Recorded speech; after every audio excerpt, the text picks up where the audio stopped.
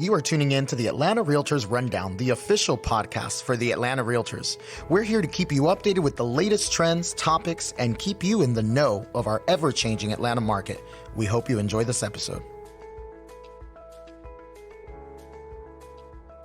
Well, welcome back to the Atlanta Realtors Rundown. I'm your host, Matt LaMarsh. Super excited for today's episode. I think every real estate agent in Atlanta is going to get at least 1 to 10 things applicable to their business today. No pressure. No pressure. But I'm super excited for this episode. Again, I think it's going to be a lot of practical and tactical stuff that people can take away, even small business owners, because in our business, we're always setting goals. We're always talking about tracking activity, tracking results, and everything in between. So super excited to have you here with us today, Miss Christin Coffin. How are you today? Thank you. I am good. How are you? I'm doing really well. Good. I have a bone to pick with you before we get started. Okay, let's go. Apron and Ladle. He does a pre-podcast breakfast. I know. We both live in Sandy Springs. I also love Apron and Ladle, and he posted on Instagram, but who's not with him? Right. His guest today. Yeah, so I Who thought could have easily come? I thought by the end of this 30 minutes you would be sick of me, so I thought any more time would just be way too much. Sausage biscuits will get me to do anything. Okay, got it. Good to know. Next time. I can't resist a good I saw it, and I sausage almost and cheese DM'd you, and I was like, no, I'm just going to do this when I get to the podcast. Got it. Yeah, I'm going to That's call awesome. you out. No, I appreciate the accountability. I will. I'll definitely call you next time. Well, so let's just dive right into it real quick. Just a little bit more about who you are, kind of your background, not just in real estate, but in professional sense as well. Sure. And then you're our subject matter expert today. So talk to us about your journey of goal setting, of that accountability to activities, and your goals, and why you're so passionate about this. All right. So I have been in real estate for, actually September this month will be 16 years, which is crazy to think about. Born and raised in Atlanta, actually born in Roswell at Northside Hospital. Grew up in Roswell, born at Northside Hospital, which is actually Atlanta. But I got my real estate license when I was 26, but before that I was a marketing coordinator for an architecture and engineering firm.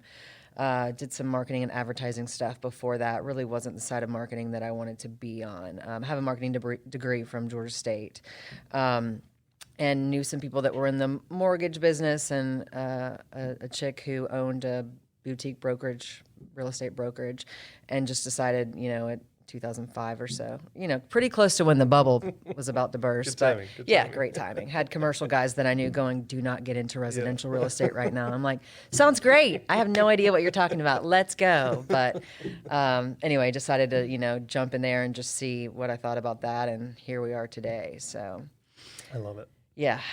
I love it. It was interesting for a while there, for sure, because the bubble did burst, and short sales was my game for a while. Well, and we all know this is a cyclical business to some degree, and now we've been 5 or 6, almost 7 years in a seller's market, one way or another, either white hot or according to the data, 6 months or less of inventory at least. So you've seen a couple different cycles now. So in 16 years. Why do you set goals? Like, why is someone that's listening to this going, I'm a brand new realtor, or I've even been in for 15, 20 years. I've never set one goal. Maybe I'm missing some potential. Like, why should we be thinking about this? I think that you have to have some kind of action plan to get where you're going, So I love goals. I love setting goals. I love talking about goals, but I was not always that person. Historically, I would to think about doing it. I'm like, oh yeah, at the end of the year, you're like, all right, we're going to business plan. I'm going to set goals for the next year, and it all sounds so fun, and let's do that. And then when it really gets down to it, it's like, okay, what am I going to do? How am I going to do this? Especially early on in the business, writing a business plan when you have no idea. You're like, well, how do I write a business plan? I don't even know what I'm, I don't even barely know how to write a contract, So,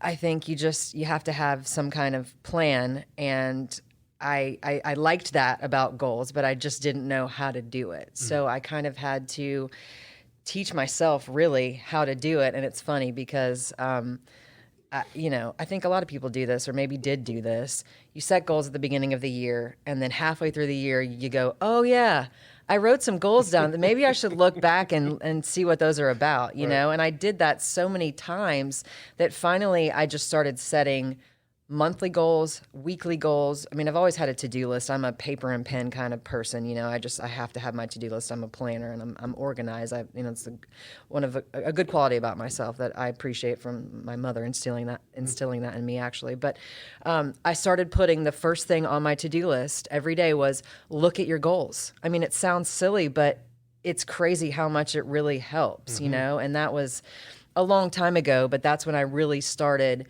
getting into the nitty gritty of setting goals and knowing that, okay, go look at the goals that you set for the year every single day or for the month or, whatever it is, because if you don't, you're just going to forget about them, and it keeps you on track and you kind of see where you're going or what you've missed and you can alter them too. You know what I mean? Maybe this made sense 6 months ago. It doesn't really make sense now, but I think, and not just in business, it's business, life, spiritual, education, family, all of it, health, everything. Well, and the statement too that I hear over and over again when people talk about goal setting and achieving things is that we overestimate what we can do in a year. We underestimate what we can do in 10 years. Yeah. And for me, that's always kind of rung true. And as soon as you started talking about your journey through this, that got me thinking that you're exactly right. At that 6 month mark, June, July, it's like, I did write some goals down, and I think if I shuffle through there they are. Right.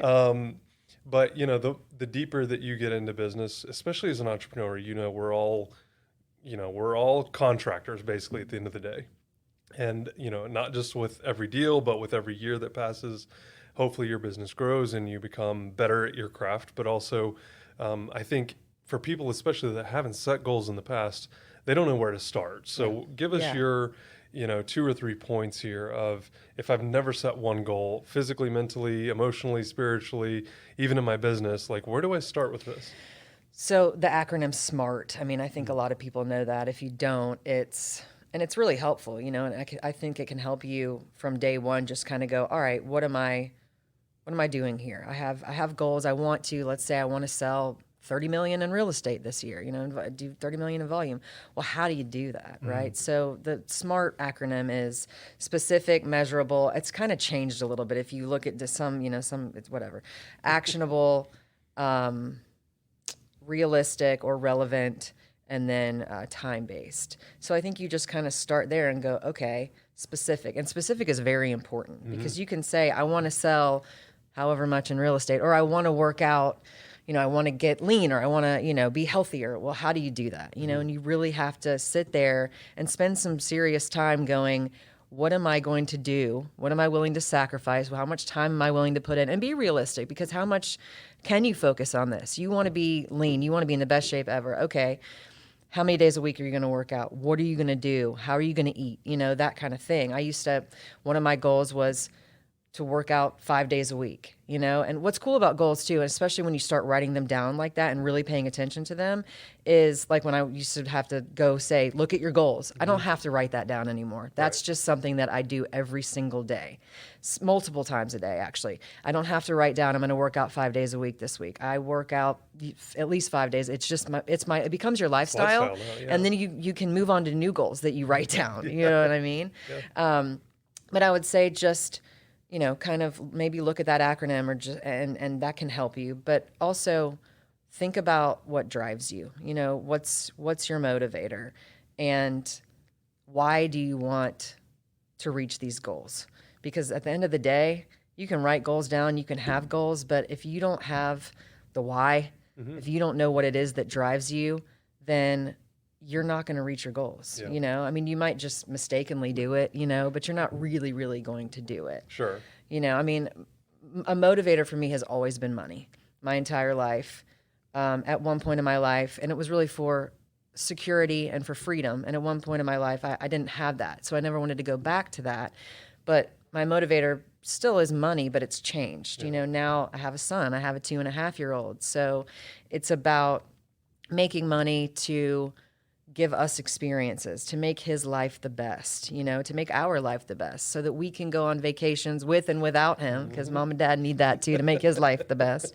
So that we can throw him a big 2-year-old birthday party and have all our friends there. You know what I mean? Yep. Things like that, create these experiences and these memories, and security and freedom and and to set him up financially so that he's good when we're gone, Yeah. you know? And so that really, and my business has changed since I had a kid. I mean, it's been better. I've sold more. A lot of me has changed and grown. And I'm sure you've experienced the same thing. Anyone with kids knows how that is. You know, it changes your life and it changes your perspective and your motivation. And anyway, I think driver's a huge thing when it comes to goals. So start there. What is it that you want and what is it that motivates you? So, you know, Exactly. yeah. I love that. Well, and every business planning workshop and seminar and talk that I've heard says we got to start there. Because like you said, I think, and a lot of people I think more recently here have said, money's not the only thing, or it's not my why. Well, that's fine, but a lot of people get into real estate for the money. Oh yeah. And truthfully, I love the way that you more eloquently put this, but a lot of us think that the money is the driver, and then when you get the money, it's no longer the driver, it's what the money can do. It's the freedom that it gives you and so on and so forth. So I love that you mentioned that, but let's unpack a little more too, I think, because I love the SMART acronym. I think it's brilliant, and I think, like you said, they've kind of expanded upon it now. But for me, the attainable, like that, I came into my first year, I was like, I'm going to sell $10 million in real estate. Right. And then got to the end of the year and it sold 4 and was like, so maybe we should adjust a little bit more here, right? And hopefully your business grows and you get better, your sphere of influence and your referrals and whatever other lead generation activity you're doing, creates more opportunity. But for me, that was a huge letdown because I had set this massive goal, not really knowing if that was a big goal or not, and not being relative to anything else. Right, sure. And we all go about our business differently, but to me, the attainable thing is really interesting. And I'm curious, the question coming out of this is, when you start to surround yourself with people that are like-minded, that are goal-oriented, that that want to be successful, that want to achieve big things, what's your recommendation for that circle? How do you bring people into your world that are like-minded, to keep you on track and accountable? Because that's another big part of goal setting. Yeah, I think, just they say you are the sum of the 5 closest people to you, right? So just trying to be around those people who have the same, maybe not the same goals, but, have similar goals, who have goals, period, and just because I think part of goal setting too is holding yourself accountable, but also having some people hold you accountable, your friends, your family, whoever, so that you can make sure that you do get there. Because it's easy to settle, it's easy to go and to make excuses and, oh, I don't have to do that today because of blah, but if you've got somebody or more than one person, several people there in your corner going, hey, did you do this today? Or you can call them and go, I really don't want to do this today, but I know I need to get here. This small goal is going to get me to this big goal. And you've got people there to remind you to do that. Where you find those people, I mean, I think in real estate, luckily for me, actually through the Atlanta Realtors Association, shout out, I have several, really good friends who are very like-minded, and so that it's easy for me to talk to them and to keep going. And, Kate Wright is a big motivator for me. She's a cheerleader for me and I am for her. And, she pushes me to do better and to reach my goals and not settle. And Ashley, at Turn, shout out to Turn. Go to Turn if you haven't been there. It's a great boutique fitness gym. Not gym, whatever. But, people like that, I've been really blessed to meet a lot of people who are similar and who push me to be better. So find those people, wherever you can, and just hang on to them. Yeah. Well, and before I got into real estate, I thought it was all competition. Right. I thought that every real estate agent, in my broker, out of my broker, doesn't matter, in my neighborhood, in my area, it was all competition is the way that I saw it. But right. I now know that it's not with everyone, but considerably more than I thought coming into this, more collaborative than it is competitive. And, if you're like me and you're listening to this and you're like, I'm pretty self-motivated. I was too. I was really self-motivated, and I still am. But I think that point of surrounding yourself with people that are like you, that are like-minded in the journey that is this life, not just professionally, but personally. Yeah. that really takes you to a whole nother level, not just of accountability, but also to the heights that you can reach, because now you have people invested in your success. And I love that. So obviously it's September 2nd. So it's crazy. The market has turned a little bit. I like to say normalized because I feel like the last 2 years, it was just like hair on fire, white hot, Yeah. Things not normally happening in any market, much less a white hot seller's market. So talk to us about the last 2 years specifically. And really, I want to dive down more of like the activity. So what do you do to track your activity?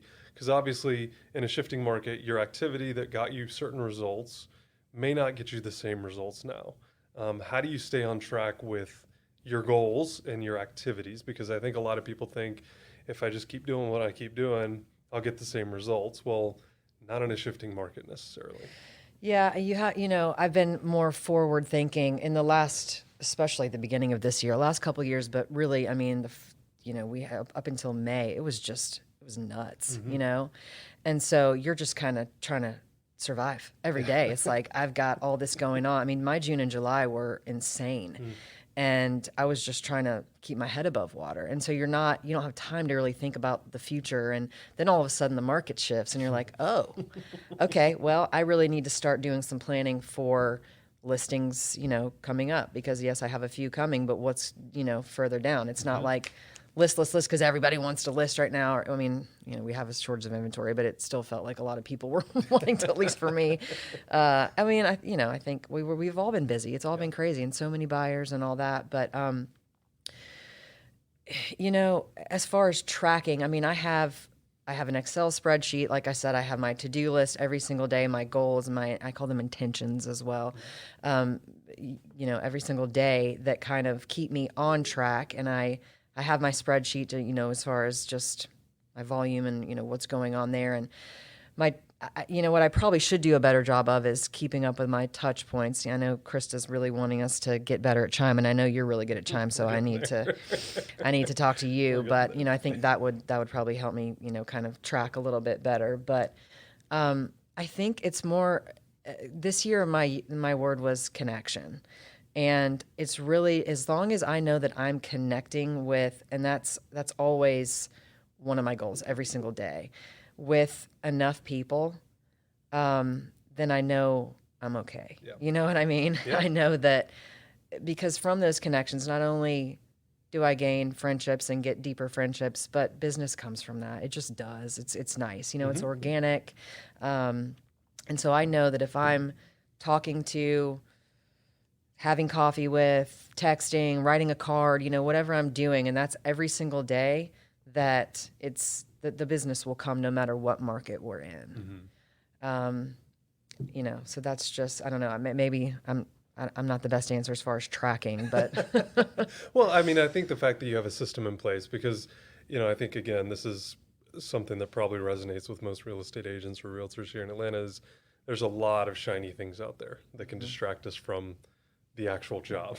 Right. So whether it's a CRM or a tracking device, I mean, I even had this thing that had 8 different sides, and I could flip it over and track my time doing this, and then flip it over that way.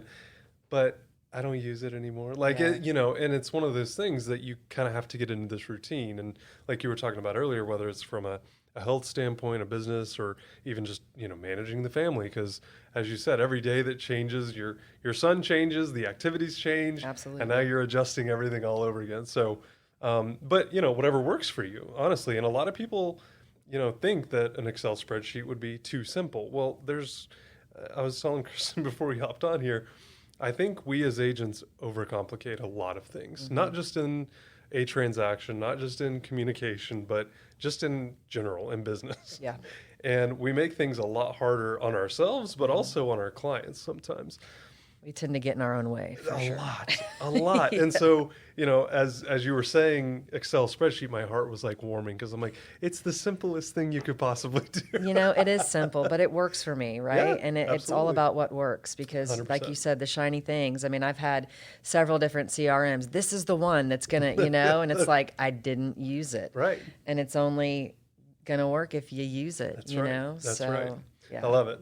So talk to us a little bit about that, because I love the connection, of course, being your word, but talk to us a little bit about that. How do you drive action? How do you drive activity with your sphere of influence? How do you convert, your written goals that you see every day, twice a day, into actual business? Is there anything that you can point 2 or 3 things to and say, man, if I just stay in this activity, it seems like there's a lot of business coming from that. Or if I continually pour in, because everyone's different, we're all different agents, but we're dealing with clients that are all different as well. So there's no one-stop silver bullet type thing for every single client. Is there anything you can point to? This year, I've gotten a lot of business from Turn, from where I work out. So just continuing to go there and talk to people. And, a lot of people ask me real estate questions, and, just being knowledgeable and open to any conversation. And it's, been great. A ton of business has just come from there, organically.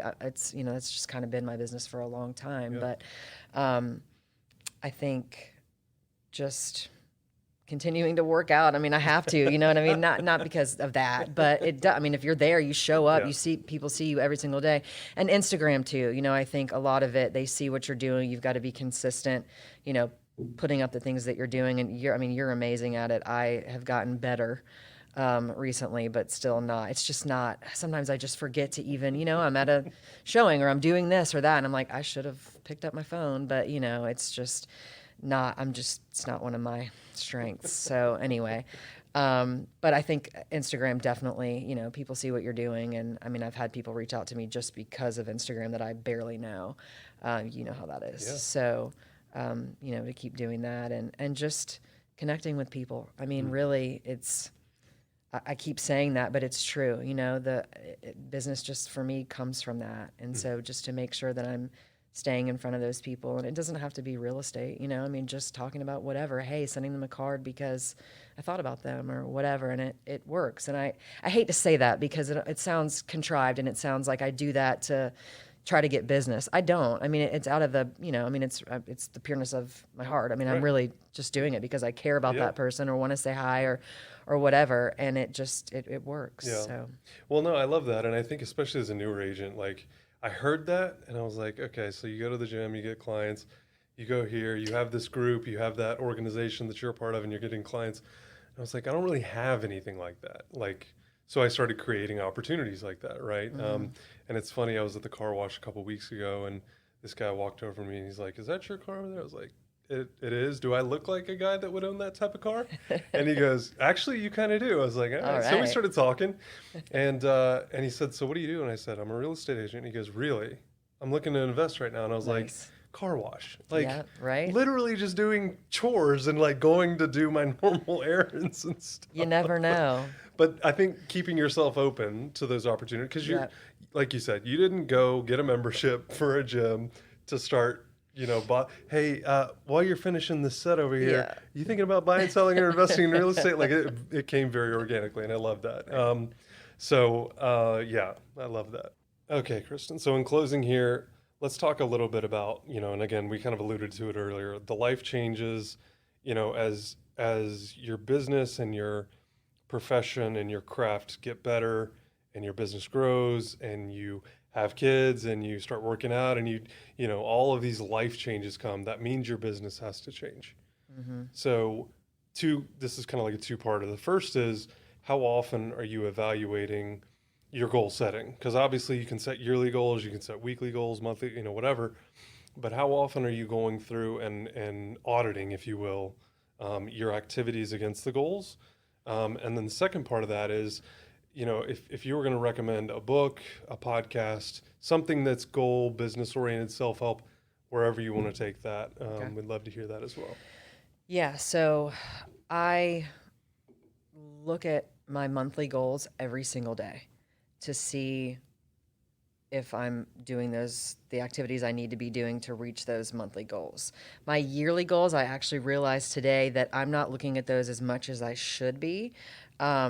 I look at them several times a month, but I actually today, because just in preparing for this podcast, I went back and I wanted to be more geocentric, and I know that. I live in Sandy Springs, and I wanted to do more business in Sandy Springs, and one of my goals that I had forgotten about for the year was that I wanted to have at least one new listing a quarter in Sandy Springs. So for and I've already done that.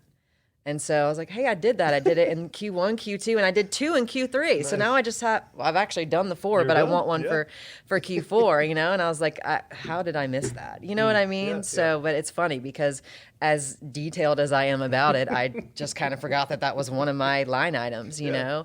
And so I think it is important, again, to just go back and look at your yearly goals as much as you can. But yeah, my monthly goals change. I mean, there's some that there's some that I still haven't reached that kind of become every single month, you know what I mean? And so I just go back and what am I think that's a good question because, all right, so one of my goals, I'll just put this out there, for years has been to meditate in the morning before I go to the gym, which is tough because I get up at 5:20 to go to the gym. So that means I need to get up at 5 to do that.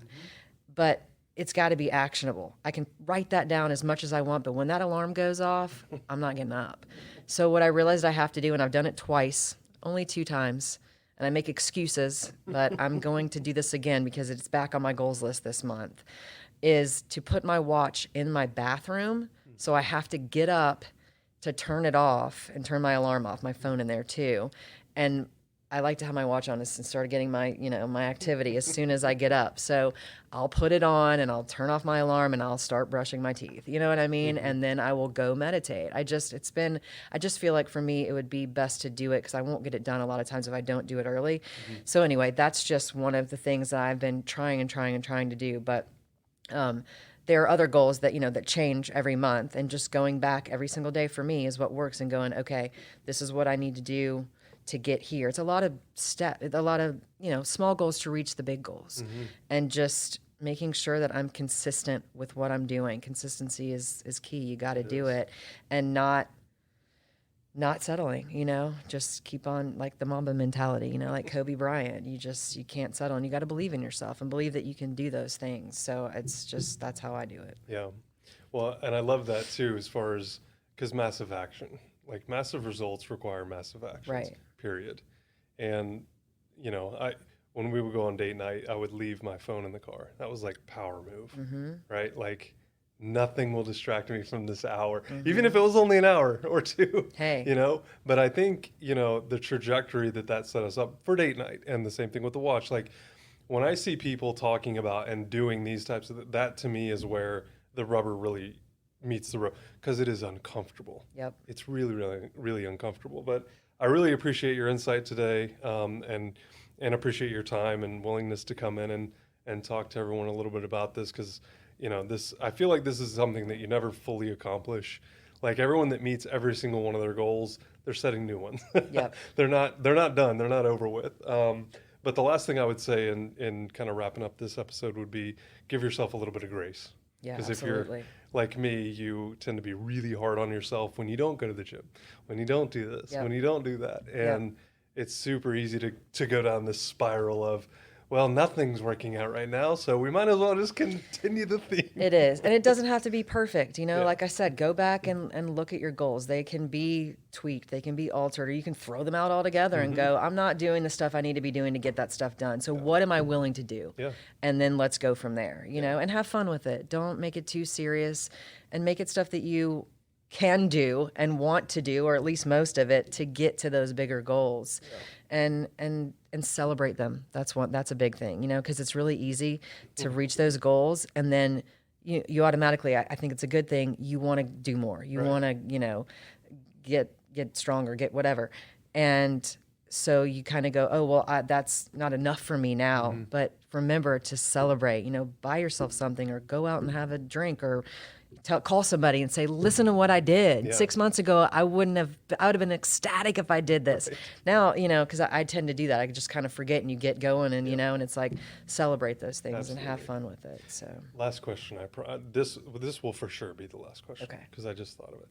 Talk to us a little bit about your experience here with ARA, in leadership, what you've taken away from being a member, also involved with the association, because I know a lot of people, they see the check go out the door every year, and especially, as things shift, and as we're coming up on renewals and stuff, yeah, a lot of people are going to go, is this really worth I mean, this podcast sounds great. They're doing different things, but what have you personally gotten from ARA? Well, a ton of friends, and lifelong friends. So I think if you're a new agent out there and you don't know, where to find like-minded people or the first place to start, I would say, come here, join a committee, join YPN if you're new in the business or young in the business or, whoever. That YPN wants everybody. But come join YPN. It's a good jumping off point for other committees and for growth and success. And, I met a lot of friends through YPN and through we used to call it I can't even think, what's it called? The fundraising committee. It's now called the Spring Social Committee or something. But also, the Atlanta Realtors does a lot of stuff in the background that I don't think realtors see, advocating for us as realtors, for our business, protecting us from a lot of legislative things and, just all kinds of stuff that realtors probably don't realize that your money's really going to things that are helping you make more money and save money, and I think that's something that a lot of realtors don't see, and they just think, oh, why am I spending this money? But you're doing it for a good reason, I promise. Yeah. No, I agree. And, a lot of people ask, well, if I get involved, what am I going to get out of it? And what you put in it. Exactly. Just like every other volunteer Right. opportunity, right? I love that. Well, I appreciate it again. Thank you so much for your time today and so expertise. Happy to be here. Yeah, Thank you I love for it. having me. I love it. I appreciate it very much. All right. Thank you all for listening, and make sure you hit that subscribe button before you leave here. And we really appreciate you joining us here on the Atlanta Realtors Rundown. Thank you for tuning in to the Atlanta Realtors Rundown. Please subscribe, and for more information on how to get engaged, check us out at atlantarealtors.com. We look forward to having you join us for the next episode.